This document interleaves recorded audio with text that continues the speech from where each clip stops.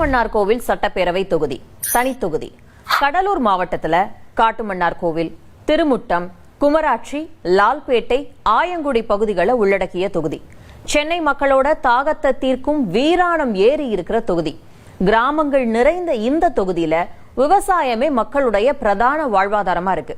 பிப்ரவரி 23 தேர்தல் ஆணையம் வெளியிட்ட வாக்காளர் இறுதி பட்டியல்ல இந்த தொகுதியில 1,11,691 ஆண் வாக்காளர்கள், 1,12,864 பெண் வாக்காளர்கள், 10 மூன்றாம் பாலின வாக்காளர்கள் அப்படின்னு மொத்தமா 2,24,565 வாக்காளர்கள் இருக்கிறதா தெரிவிக்கப்பட்டிருக்கு.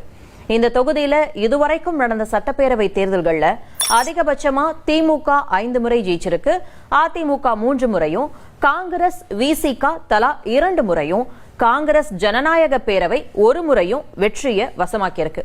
இந்த தொகுதியில 1989 சுயேட்சை ஜெயிச்சிருக்காரு. இந்த தொகுதியில 2021 தேர்தல்ல சிட்டிங் எம்எல்ஏவா இருந்த முருகுமாறன அதிமுக மீண்டும் களமிறக்குச்சு. அவருக்கு எதிரா திமுக கூட்டணியில களமிறங்கிய விடுதலை சிறுத்தைகள் கட்சி வேட்பாளர் சிந்தனை செல்வன் 86,056 வாக்குகளை வாங்கி வெற்றியை வசமாக்கினாரு. 75,491 வாக்குகளை வாங்கின முருகுமாறன் 10,565 வாக்குகள் வித்தியாசத்துல தோல்வியை தழுவினாரு.